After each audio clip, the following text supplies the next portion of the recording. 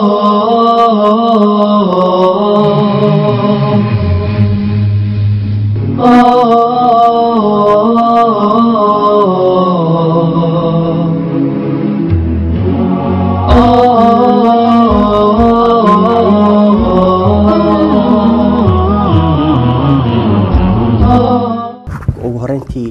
حنكون بلعبنا إلى تهي آياتها قرآنك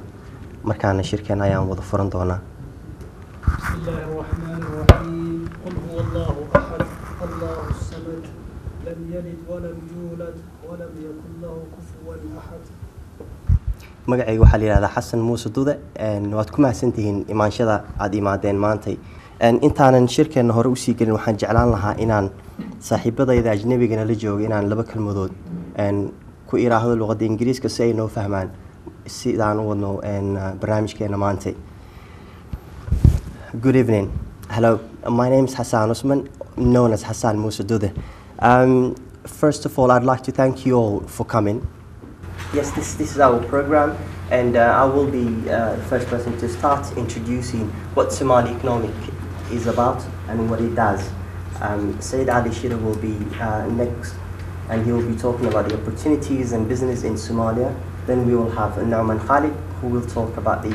Somali-Middle East trade relations. And last but not least would be Fardos Ali, that will talk about women in business, particularly in Somalia. Somali Economic Forum waxa uu yahay iyo waxa uu u taagan yahay runtii waa urur madax banaan waa urur isku taagay inuu horumariyo ganacsiga iyo dhaqaalaha Soomaaliya mid ku sameyn karana waa inuu isku taago inuu isku keeno ganacsatada aqoon-yahanada siyaasiyiinta ama maamulka si loo xalliyo dhibaatooyinka dhaqaale ee markaa taagan waxa kaloo isku taagay in uu horumariyo ganacsiga taana waa mid aan insha Allah falanqeyn doono pageska dambe ee soo socda runtii fikradan Somali Economic Forum waa mid muddo soo jirtay waxaan ay bilaabatay howlgalka ururka uu bilowday November 2010 waxaan ogaanay inay jirto baahi weyn oo loo qabo organization sida iyadoo kala ah kaasoo qaban doona shaqooyin kala duwan oo ay kamid yihiin research development waxaan rajaynaynaa inaan insha Allah sameyno research developmentiga ugu weyn Soomaaliya waan hadhowto midaan iyadana ka hadli doono ahamiyadda laga lahaa runtii taa ayay ahayd inaan noqono dad isku taagay inay wax taraan ganacsatada Soomaaliyeed iyo ganacsiga Soomaaliya caamatan lafdhabarta organizationka waa sidatan ama organization structure-ka waxaan leenahay chairman board of advisors oo la taliyaala ka madax banaan ururka managing directors communication and marketing manager waa sharmaaki oo maanta nala jooga operations manager iyo finance manager intaba waa sida lagu yaqaano organization kasta oo jira dhismihiisa haddii aad doonaysid runtii waqtigan xaaliga inaad Soomaaliya wax ka ogaatid markay noqoto dhinaca dhaqaalaha way yar tahay wixii macluumaad aad heli karto oo la socotaan waxaan u maleynayaa in inta badan loo eego maadaama uu yahay Soomaaliya wadan in burbura muddaba uu ka soo jiray inay runtii taa yareysay in la helo ama access loo yeesho marka waxaan isku daynay inaan marka hore ururino wixii hadda jira waxaan helnay economic indicators la gacan runtii aad u yar oo aan saa u sii badnayn ay ka mid yihiin kobaca dhaqaalaha ama GDP-ga sida lagu xisaabo measurement-giisa hadda waxaa lagu sheegaa sanadkii ugu dambeeyay 2010 inuu ahaa 5,896 milyan oo doolarka Mareykanka ah GDP per capita waxaa lagu sheegaa inuu yahay 600 sanadkiiba shakhsiyaadka soo gala isku celcelis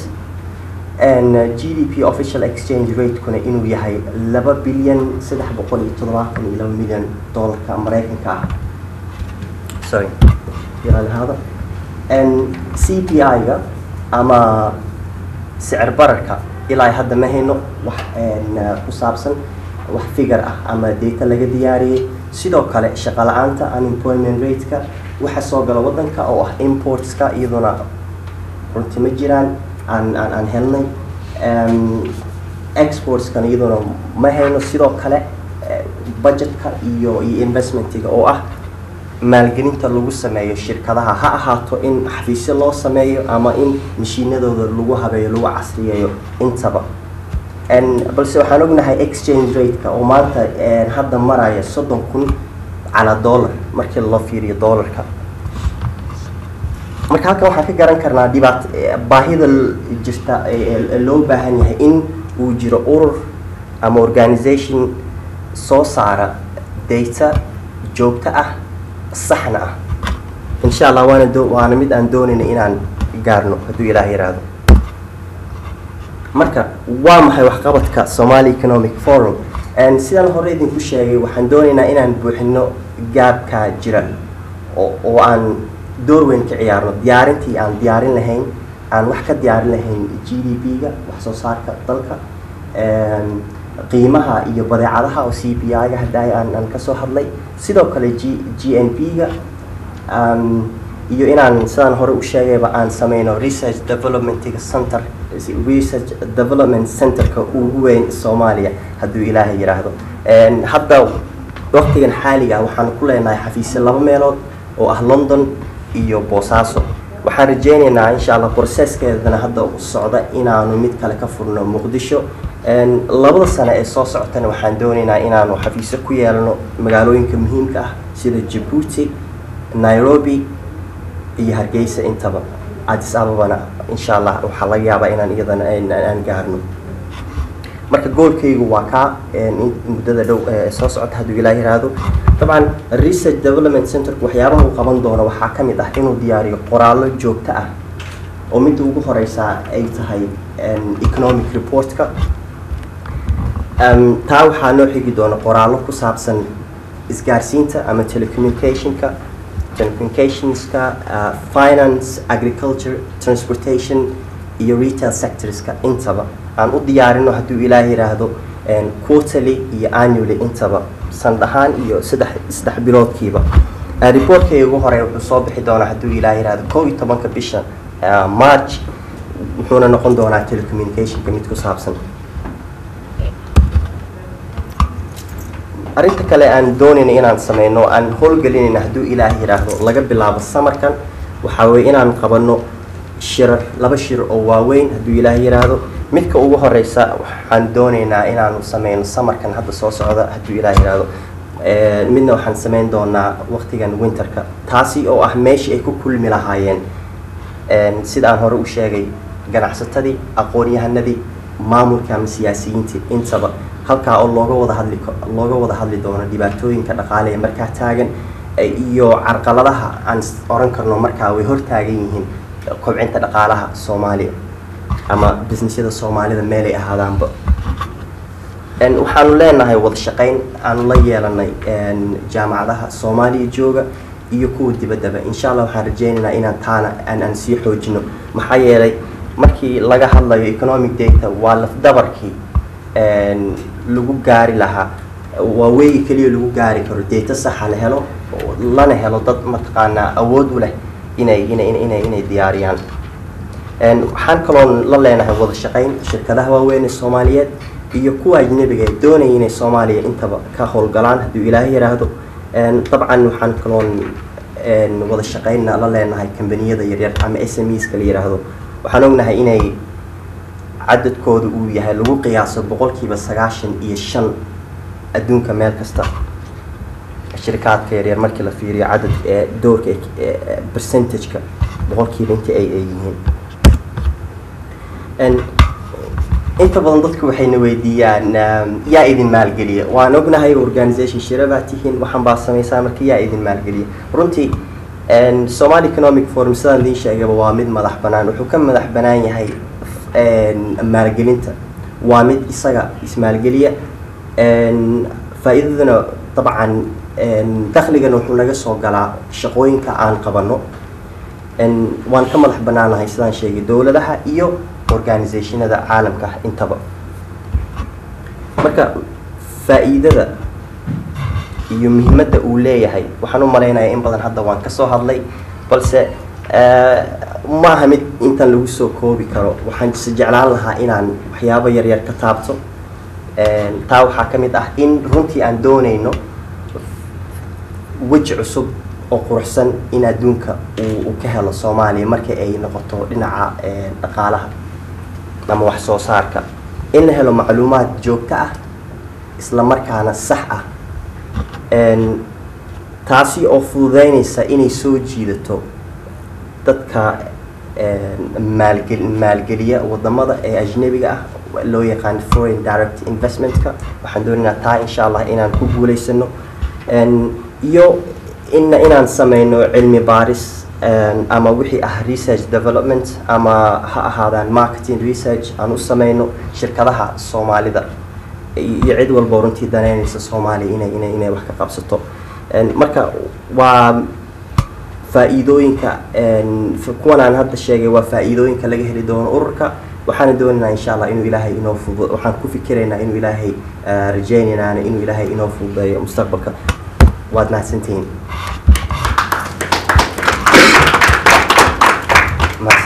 waxaa igu xigi doona Saciid Cali Shire oo ka hadli doona soo dhaqaalaha Soomaaliya iyo opportunitieskka أولاً وإذا كم هنقيا كسوق يبقلك وحسيتو كلام هنقيا لنيرة إسوتاكتي مشروع عن قروح البدن تاريخ الصومال ده نسين كوجنا مركز تو مدن أي لا تنتو ضد كسوتو سيوا لنيرة ده مركوا واحد لقى في لي وكما سين واحد اللي ودي سؤال عدس أو صوماليا وحي تاجت هاي كروس رودز كويس وبي كوي لا تصل دجال سكية وحكى بدن اللي هي طبعا دبهشيسين دجال أوجيال قبلية حق جرديمات برعد بدن تروي فرب بدن أيها صوماليا هاي لا تكسر وصودا في أوارو قحوتية وحن كعين where do we go from here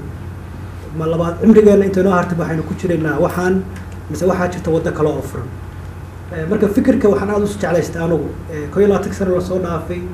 أنت بدل متر الميل لقاها ذي وحدة قلوب تودا سوتشيتا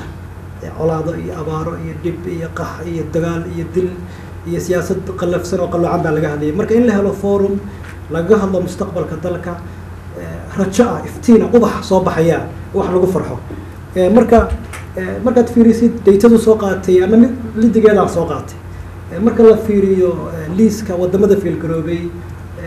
وحنا هنودك وجهري بقول تزاتني تلقوا وطن أيا الله سبيا أنت كيس إنه يقول لي ذلك مركا لا فيريو development index كمتشرو إبراهيم governance أنت كيسكا وحنا هنودك أقول لي تعيرنا ولا بدل 3 years وأقول لي ذني corruption perception كواحد منها ودنك أقول لي تعالى مكا وحان كلا أودن هذا سيفرس الله المستعان هذا كسر الحياة دونمي مركا objective كانوا حنقوني سيدا وبدل لا صور كانوا وبدل لا متك قرح طبعا given يلا وحانو دبعته كيران بس أنا مركا في ريسيت World Bank data أساس عرتي ما الجلنت اللي قلت مني Somalia 6 سنين سنة وسعودي وذاك الساعة أنت سند العين financial crisis كا إني أدو سعودي أو financial crisis كهر بقولي 14 مليون $، أي واحد foreign direct investment يجي للصومالية because of financial crisis كي هو سبب عدد اللي بدو يكون يستيجي بس روح مقطع إنه يسوق كبرناس مركا given وحصل دبعته هو كنا بس ردينا عكلا واحد أركيسا إن هرمر يرجع يكتر الصومالية حتى إنه في إنه سكتر هذا كلا دول أو chance كلا opportunity كله حوالها النوم وحلا هذا مش Somali population أفريقيا كتها بقول كيبه هل بس أنا بقول كيبه كنت نجيله كنا أفريقيا وحكونا ليه Somali ونبغى إلهي نسي أرجع يساسو كلا إذا بقول كيبه تمن وحكونا ليه Somali مركل لقى هذا يحولها النول بقول كيبه أفريقيا بيجي GDP مركل لقى هي لعجها حوالدها هار كارسيق السوق على Somali بقول كيبه سديته وحكي ماذا حولها النول لابد يكون يتبنكي 4.2 مليون ناف بالدو في هاد بقول لا تري لا بقول كنت مليون بالقياسي إلى هذا العقد كسر حروتي لكن ولو أنت هذا basic industry مركل رأي إن opportunity وحكي كتير تعمل شيء عاوز إن هذا ماشي إنه نفكي وأسوأ تبرو فينه إن لهلا ميلا بحجر حولي لو قالوا سي مركز أسباب برودكتي كسر بحس حولها low process كريو تريد دي أصلا low process كريو يعني value addition إلا السمية واحد هل قاس هذا حكي كتير تعمل مستقبل potential كقوي وإنت أنا هراء عندي جيل قدام بينك كسر تبرو الصومالي إنه أري دون صارنا مركل level كأنه قدمنا level كله مستقبل كماشي investment وقف يعني كتير تونتو وماشاس kalluunka waxaynu ku doodnaa in 3,300 hektar tahay ilaahay noo ilaaliyo hadda waan ku haystaa marka la fiiriyo meelaha waa kalluunka ugu fiican adduunka ku nool yahay ayaa lagu tilmaamay xeebaha Soomaaliya haddii laga hadlo sustainable yani inagaan kalluunka hadda afu kalluumaysanay sanadka waxaynu soo saari karnaa 300,000 oo metric ton hadda waxaa la qiyaasaa in 10,000 la soo saaro marka potentialka ku jirta waynu qiyaasi karnaa waliba kalluunka ku nool Soomaaliya waa kalluun qiimihiisa aad u sarreeya marka loo fiiriyo kalluumada kale laakiin opportunity waxay ku jirtaa in la sameeyo warshado kalluumaysi oo process gareeya kalluunkii oo iyagoo diyaarsan markaas added value ah sidii loo iibgeyn lahaa adduunka meesha hadda haddii aynu kalluun dhoofina lagu dhoofiyo magaca waddan kale Cumaan ama Imaaraadka ama Yemen lagu dhoofiyo hadduu rabo processka ka dhaca Soomaaliya xawaaladu waxay ka mid yihiin sektarada waaweyn Soomaaliya laakiin marka la fiiriyo caalamka drop aan nahay 2010 global remittance waxa 440 bilyan Soomaalida waxaa la qiyaasay from 1 to 1.7 bilyan baa la qiyaasay waa fiican tahay laakiin challenges fara badan baa hortaagan central bank ma leh regulate gareeyo ma jiro ganacsatada Soomaalida xawaaladaha Soomaalida aan talk about waxaan ka hadlayaa data aan ka soo ururiyay research aan ku sameeyay inta badan qaabka u shaqeeyaan kuweyshano waaweyn baa hortaagan business modelka Soomaalida waxba ka khaldan laakiin opportunity marka la fiiriyo hadda xawaaladaha Soomaalidu waxay joogaan level kula tartamaan xawaaladaha kale oo globalka ay xarumo ka furtaan wadamo kale inside-ka iyo outside-ka waddanka ay opportunity fiican ku leeyihiin sector-ka kale oo Soomaaliya dhawaale sare u kacayay waa telecom-ka oo investment-igi la geliyay dhowr sano u dambeeyay ay gaaraysa ilaa 450 milyan 15 ay ka jiraan company oo telefono more than 2 million qof ay haystaan hadda handset iyo 2 million oo internet users laakiin opportunities ku limit ma leh hadda remittance hadday bilaabmatay in lagu xawilo mobile phone wax lagu xawilo laakiin marka la fiiriyo inay expansion sameeyno waayo marketka Soomaaliya shell waxa la yiraahdaa xayawaan ku nool badda shellku haddii marka xayawaanku weynaado waa inay shellka bedeshaan haddii kale waa dhimanayaan Soomaaliya marketkeedu maximum growth buu leeyahay hadda waxay joogaan maximum growth bay joogaan waayo number handset hadda si loo helo nin baan weydiinayay yani number waqtiga ku qaadato suuqeynta iyo lacagta ay ku bixiyaan si ay u helaan one more qof oo handset u baahan number waa farqi weyn baa u dhaxeeya marka hadda waa markii ay u gudbi lahaayeen wadamada neighbor dariska ah oo telecommunication sector-kooda uusan develop gareysnayn manufacturing-ka 91 wixii ka horreeyay dagaalkii sokeeyay warshado badan bay lahayd Soomaaliya laakiin 2012 hadda fiirsan laftigeeda wax badan baa soo laabtay cabitaanka kalluunka warshado soo saara saamuunta biyaha ma rajo xumin inkastoo waagi hore waxayna ka burburay ay ka badnaayeen Coca-Cola waxaan soo qaatay warshada waa laga furay Hargeysa oo lalaha waxa ku baxday more than 10 million US dollar oo dhab ahaantii aad loo amaanayay iyo warqada warshada la qoray ayaa ka soo qaatay waxyaabaha kale oo hadda industry kale oo hadda boomingka Soomaaliya waxaa ka mid ah higher education oo dhab ahaantii marka aad fiirisid cash flow-good aan la yaabisay arkaysa wali inay potential fiican leeyihiin ilaa 30 higher education institutions baa ka furan Soomaaliya caafimaadka clinics iyo private hospitals leisure industry-ga hadda hoteelo badan baa ka soo baxay Soomaaliya kambaniyada oo diyaaradaha dhismaha wixii la xiriira cuntada waxaa kaloo hadda ku soo badanaya Soomaaliya specialist industries engineering consulting iyo training security iyo waxyaabo la mid ah ayaa ku soo badanaya water marka fursaduhu wali waa badan yihiin waxaa la yiri qurbahana wax yar ka dhac inkastoo aynu nahay 1 milyan lana yiraahdo dadka Soomaalidu waa dad halabuur leh oo ku fiican ganacsiga laakiin wali farqi weyn baa u dhaxeeya Soomaalida ku nool qurb galbeedka iyo Soomaalida ku nool Afrika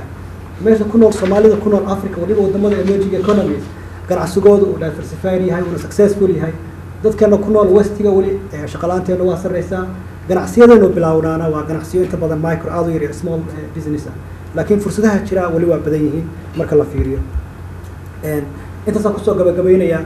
mid kamid ah waxyaabaha aan aaminsanahay inay muhiimad weyn leedahay organization-kan marka aan bilaabay inaan qoro buuga u horeeyo furaha ganacsiga labadii waxaan bilaabay 97 fikradda inaan buuga qoray ugu dhalatay wixii ugu weynaa ugu dhaliyayna waxay ahayd Somalia data waa estimation GNP waa estimation inflation waa estimation wax kasto aad dadka weydiisay let me say that in English I started writing my first book in 1997 and one of the things that making me write the book is whenever you ask any data related to Somalia is an estimation there's no data and in business if you wanted to make an investment decision you need sound data to make that decision how much the purchasing power what is the income how many people are there what is the trend what kind of business are there? Unless you have those data it will be difficult to make a sound business decision marka waa facts baahida loo qabo in la helo institution oo real data waliba basic oo hadhowta daytadii loo bedelo opportunities waayo maanta waxaynu ku noolnahay caalam xuduudihii politicalka ay sii baaba'ayaan xuduudo dhaqaale samaysmayaan cidda kaliya oo ka faa'iidaysan karta xuduudaha dhaqaalahana waa cid samaysa environment Nucmaan waa investment banka wuxuu u shaqeeyaa in mudana kasoo shaqeeyay investment banks kala duwan oo ku kala yaala Kuwait, Imaaraadka, New York iyo London intaba marka waxaan leeyahay Nucmaan kusoo dhawow welcome Nucmaan.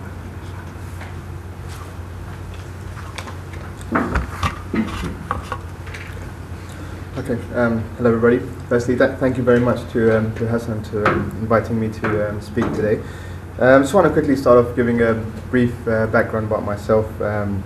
and my involvement with SEF.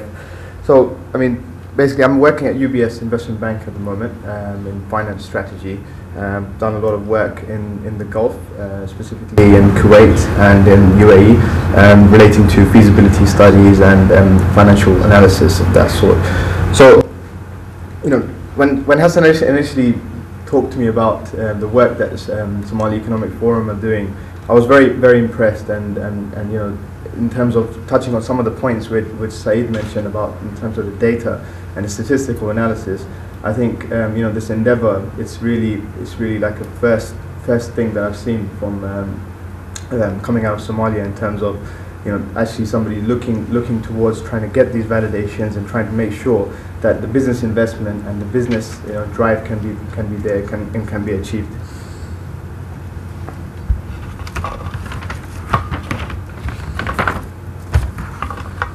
So I think most of the slides have covered, you know, some kind of statistical information in regards to GDP and the key indicators as well. However, I want to reach, you know, one key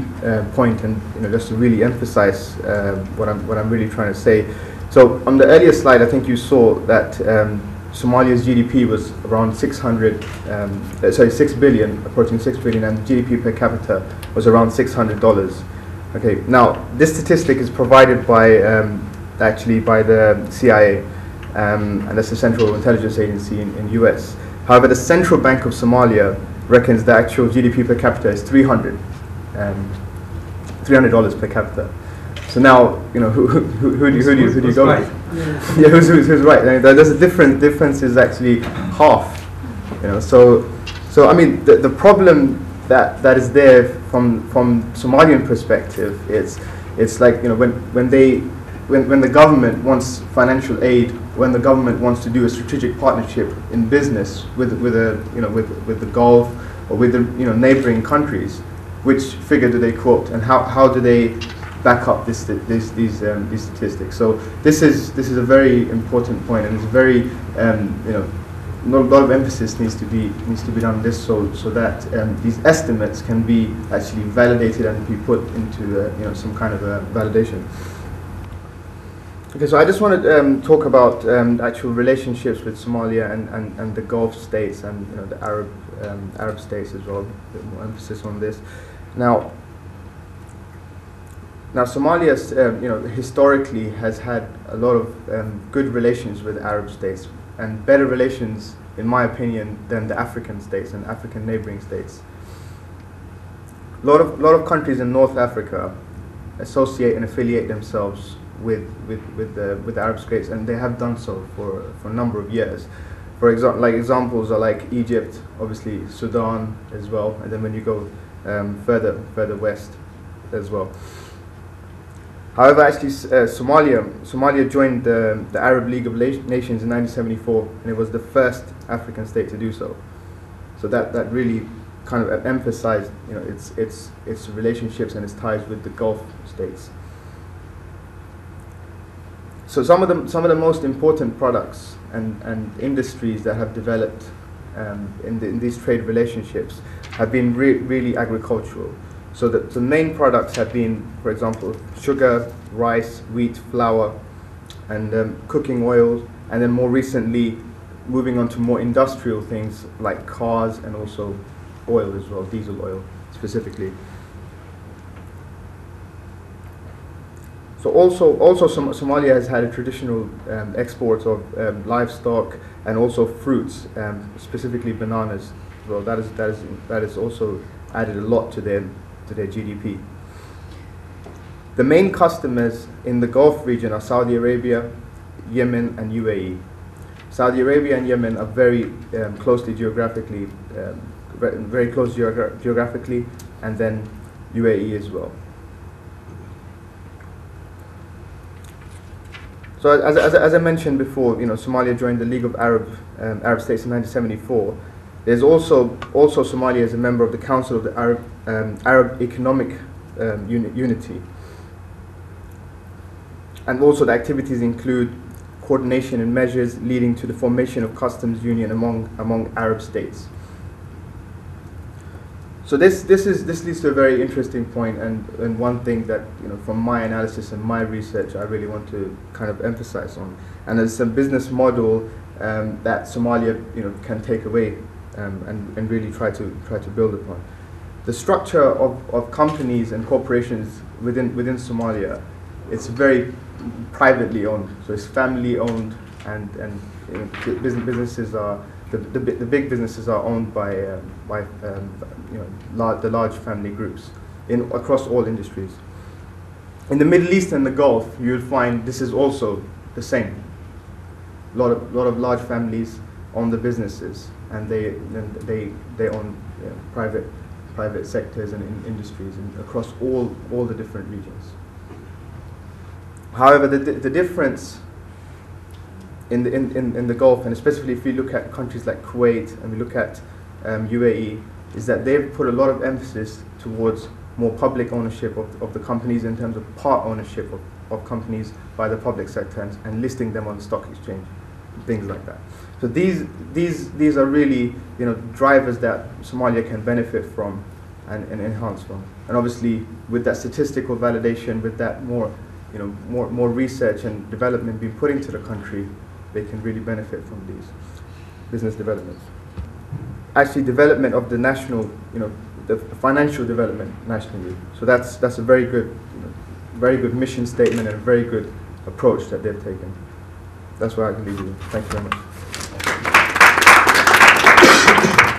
waxaan haddaba halkan kusoo dhaweynayaa Fardowsa Cali oo ka hadli doonta women in business, dumarka iyo ganacsiga Soomaaliya. Good afternoon, ladies and gentlemen. My name is Fardowsa Ali, and I'm very honoured to have been invited to attend this essential conference. Today I'll be discussing the importance of female contribution to an economy. With women overpopulating men, undoubtedly they play a vital role in every economy, and especially in those countries where there is a higher female population. As you may all be aware, Somalia is one of these countries, as more than half of its population are women. There are many reasons as to why this is, but the main reason being the civil war. The decrease in men in Somalia has meant that a lot of women in Somalia have started to work, and now Somalia has a 34% female workforce. However, if we now compare this to Somali women living in one of the most business-orientated cities, London, we find that the figures are dramatically different. Now, you may think that there are more Somali women in London working because of all the employment opportunities available here. But, shockingly, according to the National Office of Statistics, more than 85% of Somali women living in London do not work. How is this possible? How can anybody explain how a war-torn country has a higher working female workforce than one of the most economically developed cities in the world? The answer is simple and is found in the Somali tradition and culture of women being encouraged to focus on getting married and raising a family. Somalia has always seen women as housewives. However, the civil war has meant that a lot of women living in Somalia are forced to work because they have lost their breadwinner to the war, and the women have now found themselves to be the sole breadwinners of their families. Whereas women in cities such as London are not faced with these challenges. They are encouraged to study, as education has always been of great importance to the Somali people, regardless of gender, but then they are then told to be the best housewives that they can be. It's absurd that women who have been educated to degree and postgraduate levels never utilise these qualifications simply because they're following a tradition and way of life that is no longer followed by the people who set them. So it's simple. What's the solution? It's important that these educated and skilled women are encouraged to continue their path into employment and be more than a homemaker, because what's the point of having a £30,000 degree if you never use it?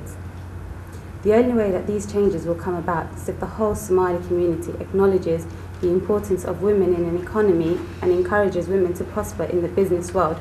and then we can expect to regularly walk into a hospital, bank, top 100 FTSE companies and find Somali women working there. Figures have shown that those Somali women who are encouraged to work find themselves running successful businesses, and it's this movement away from tradition that now there are more Somali women running their own businesses than Somali men. But it has to be remembered that less than 20% of Somali women fall into the working force category.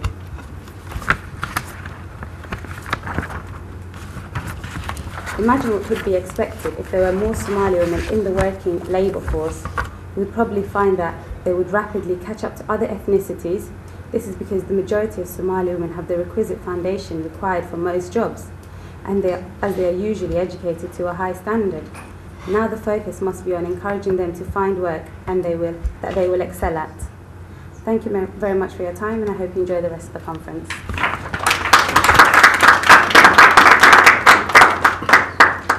Oh